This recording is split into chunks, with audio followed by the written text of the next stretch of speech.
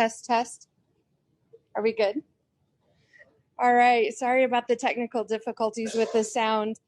So we'll start over. My name is Brenda Bowen. I'm one of the information officers with the Rocky Mountain Type 1 Incident Management Team working on the Pine Gulch Fire. Tonight, the fire is 134,108 acres. We are at 47% containment with 932 personnel currently working on the fire. So tonight we are providing you an update of the incident. We will also go around and have updates from our host agencies as well as updates from the counties. So with that, we are streaming via Zoom and Facebook. If you have any questions, go ahead and enter your question into the question and answer section on Zoom or into the Facebook comments. We do have information officers that are monitoring those and will either respond to you if they have the answer or will pass it on to us for one of the presenters to address. So with that, let's start with an update on the fire status with Pat Seekins, Operations Section Chief. Hi, good evening. Pat Seekins, Operations with the Rocky Mountain Incident Management Team, Type 1. And I'm here this evening to give you an update on where we're at currently with the Pine Gulch Fire. So we're going to start this evening on the north end of the fire, kind of the northeast section here, right along the 204 and Roan Creek Road, which we've been speaking to for several days now. As we go east, right along the 204, quite a ways. So this black line on the map is showing where most of our containment has come from the good work over the last week or so. The firefighters have secured the edge and the perimeter of this fire all the way to the east side, all the way down to kind of the southeast corner of the fire, which is where most of our containment has come from, along existing road systems and burnout operations, as well as some of the protection of the homes up here that's looking really good. So just wanted to kind of recap the northeast corner of the fire all the way around to the southeast of the corner of the fire and just kind of explain that black line on the map where most of our containment has been. So moving down to the southern tip of the fire, we have had some fire activity right along the edge where we've had a pre-existing containment line here. Was active over the last couple of days. We had a lot of firefighters as well as helicopters working this edge of the fire, and as of today, things are looking really good on this fire's edge. There's been a lot of patrol monitor and securing that perimeter with firefighters to make sure that fire doesn't cross this containment line to the east. So that's looking really good. As we transition the fire edge right into Hunter Canyon, we did have a little bit of fire activity in here yesterday. However, today reports are things are pretty quiet in here today, so that's a good sign moving forward. Continue along the fire perimeter, not a whole lot of activity or movement along this fire's edge. And as you see, we picked up some more black line here with some additional containment we added yesterday, where the fire has not moved in over a week along this fire perimeter. Continuing on to the west, very little fire activity until you just cross the 205 road. We pick up a little more activity. There's some fire movement to the south here from some burnout operations a couple nights ago. It's just slowly backing down the hill. So we got a lot of folks in here monitoring from the 139 as well as from aircraft and helicopters, just monitoring this fire spread to make sure it doesn't get established and make any kind of significant movements to the 139 highway. Moving along here along the 139, things are looking really good. This burnout operation that happened the other night really provided us some good black edge, safe edge for firefighters to work from. So this burnout here looking really good. Things are really secure in this portion of the fire. Tonight, if conditions are right, firefighters as well as UAS, the drone mission, may come up here and take a little recon flight and may do some small burnout operations here just to get even with this edge of the fire out to the 139 to prevent any kind of fire spread to the west and kind of do that under our conditions. So we'll see if that happens if conditions are right tonight. Moving along the north edge of the fire, things are looking really good along the 266 road, which is the Salt Creek drainage bottom in here. Once again, this burnout happened the last night or two, and things are looking really good up until this point, where we started to see an uptick in fire activity late this afternoon. Moving into this fire's edge has moved pretty significantly today. This fire edge has backed down very close to the bottom of the Salt Creek drainage here. And this is where most of the fire activity is occurring as we speak right now. So there's a large smoke column coming up from this area today. And what this fire is doing is there's a big bowl, very steep, rugged terrain in here. We can't access this safely with firefighters. So we've had the large helicopters working in this area all day today. But even with those efforts, those heavy fuels in there just continue to burn. And that's what's putting up the large column of smoke, if you can see that right now. So this is where most of our focus is going to be and has been for several days. And we'll continue onward for sure. So we'll continue to monitor this, and this will definitely be our highest priority moving forward.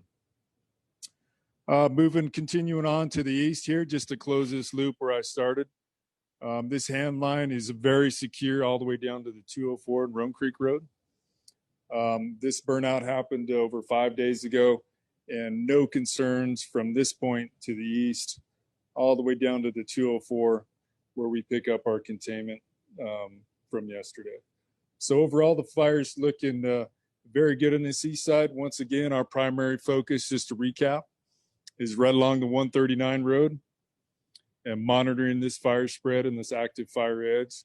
And then the highest priority, number one priority right now, is limiting fire spread in the Salt Creek Bowl here and limiting any kind of fire spread to the north. So that'll definitely be our focus moving forward. And that's where we're at.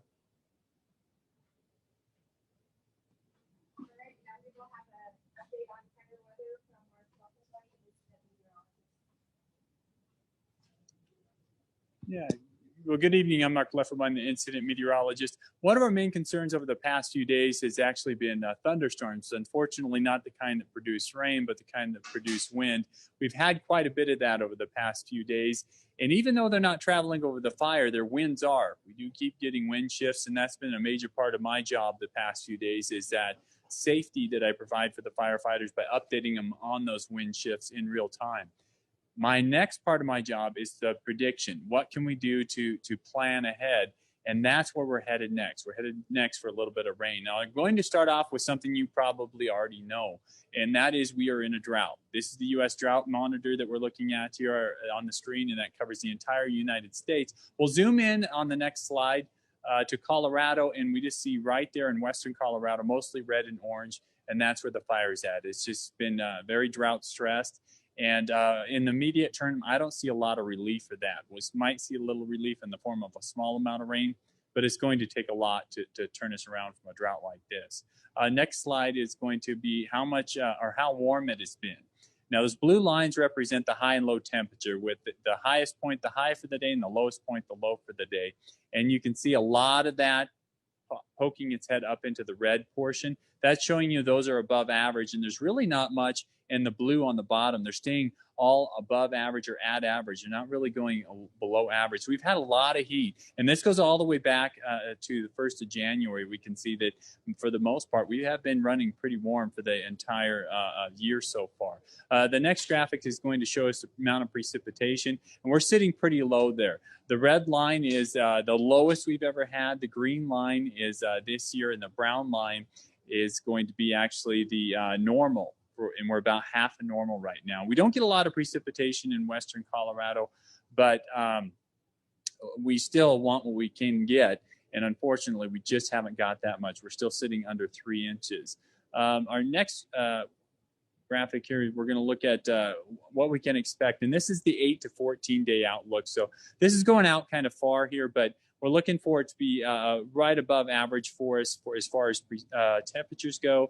And then for precipitation, we're kind of hoping that we might be able to get, on the next slide, might be able to get a little bit of precipitation in the mix here. This is the temperature probability. We are looking at that cooler weather coming in. And I think that last one seems to be off. This is what I expected to see. we have a trough of low pressure that's going to go across the northern portion of the country, and that is going to provide us with the potential of a little bit of a cool down, and that's as we head into later next week. The next slide is going to be the precipitation, and this is the one where we start to see the potential of a little bit of rain coming in. We have some systems coming out in the extended forecast that's going to potentially help us out. It's the near term I'm going to talk about here shortly. And the next slide takes us a little bit farther. And this is actually probably too far to start forecasting. It's showing us below average there, but that doesn't mean it's not going to happen for us. As a matter of fact, September is supposed to be the wettest month, or on average is the wettest month for Grand Junction. So we have the potential there of gaining some more precipitation, which is good for us. The thunderstorms we're going to see this week, though, they are going to provide those strong winds and gusts that are going to be a problem, but I'm starting to increase the potential of having actual rainfall on the fire. We're looking at 20% chance, 25% chance by the end of the week of actually getting rainfall on the fire. And even though it's not going to be a lot of rain that's going to put the fire out, it does help us slow things down a little bit. The added rainfall is going to help moisten things up. So that's some good for us. Next up, I guess that's it for me. I can wrap it up. And next we will have agency comments, starting with Ryan McCauley with Division of Fire Prevention and Control. Hey, good evening. I want to take this opportunity just to highlight some of the great partnerships we have here on this fire, beginning with the local fire protection districts in the area, as well as Garfield County, Mesa County, and Rio Blanco counties. This is truly an interagency effort, as well as many agencies, multiple agencies from the state of Colorado, as well as the BLM. So this is wouldn't be possible to pull this effort off without those good partnerships that we have and those relationships that we have in place. So it's been critical with that. We've also received great support from the affected folks out in the fire area, the private landowners, the ranchers, the oil and gas infrastructure folks have continued to work really closely with the incident management teams to provide that good information that we need to get a handle on this very tough fire. So thank you for that support. And lastly, the community has been great as well, looking for ways to support our firefighters. It's been a very busy fire season. They're away from homes, away from their families on 2-week assignments at a time. We're very busy nationally, so when they leave here, they're probably going to end up on another fire somewhere else in the country. So if you see them in passing, please just take a moment and thank them for their time and their sacrifice. And thanks for making this such a great community to live in and work in. That's why we choose to be here on the Western Slope. So thank you. We'll hear from Wayne Merkmeister with Bureau of Land Management. Good evening, everyone.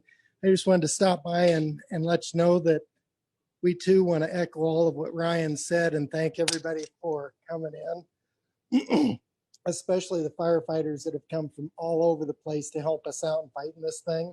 So if you do see them out on the street, make sure and give them a big thank you. The only thing I wanted to add in addition is we put in a large emergency closure area on this fire, and I really wanted to thank the community for honoring and abiding by that closure area. Those closures help ensure that our firefighters remain safe, that they can do their job without having to worry about people getting in the way. And we've had really good success with that. So thank you very much for abiding by it. And the last thing I guess I wanted to let everybody know is we've already got teams that are working on reclamation and rehabilitation of the area. So while it's going to look nasty for a while, be assured that we're already thinking about seeding the area and figuring out a way to bring it back. So with that, stay safe and wish our firefighters well. Thank you.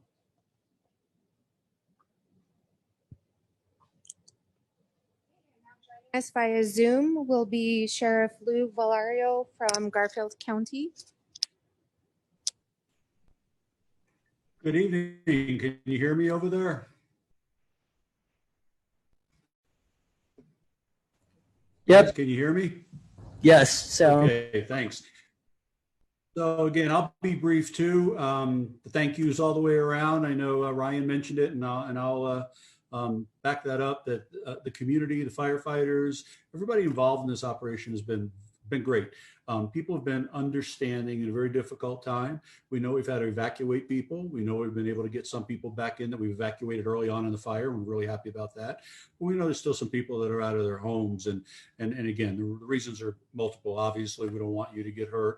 We want our firefighters not to get hurt. We want them to have access. So again, kudos all around. I have to tell you, between this fire and the other fire that we're dealing with on the east end of the county, the Grizzly Creek fire, in all the wildfires that I've dealt with, and I've dealt with quite a few in my career, these two operations from this type 1 teams down have been the smoothest, the easiest to deal with, the best communication, very little bumps, if any, in the road. So thank you to everybody. And again, thanks to the community. So I did want to touch on a couple of things. And again, real quickly, we understand that we still have folks out of their homes, and just as soon as we can, we're going to make that, arrangements to get you back in, but please be patient. You have been so far, and we see the light at the end of the tunnel. The fire isn't out. It's going to be a long time before we quit seeing smoke or even flames. But as you can tell by the briefing, it's in great shape. These guys have done a fantastic job. The weather's been helping a little, and anything the Garfield County Sheriff's Office can do to help you, if there's some type of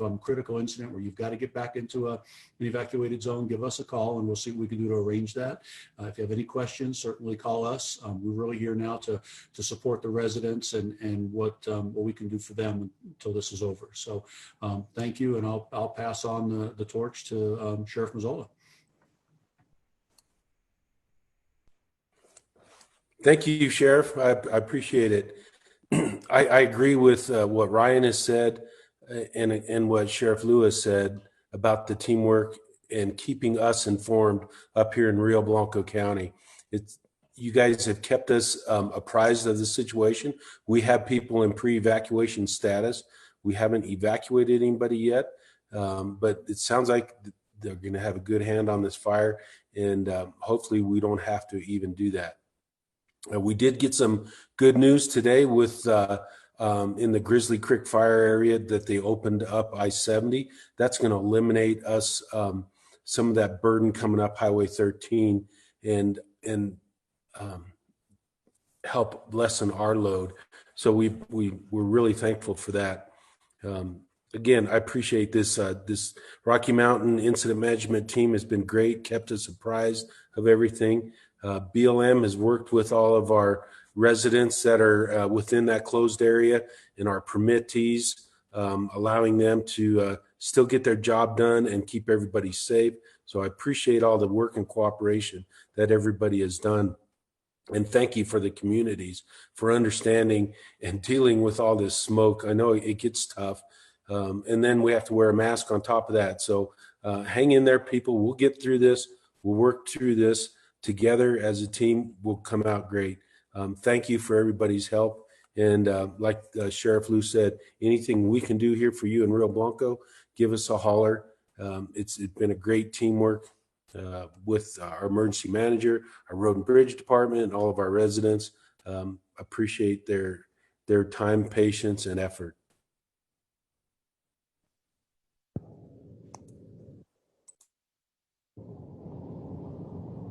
Ready? All right, thank you to all of our presenters. It does sound... Thank you to all of our presenters. It does look like we have a few questions that came in through the chat, and so we are going to go ahead and read those now. Pat, could you read the first question? The first question was you can hear us, Pat, so you don't have to repeat stuff. So just edit stuff. All right. First question for operations. The plumes of smoke hit hard up here off the 204 road.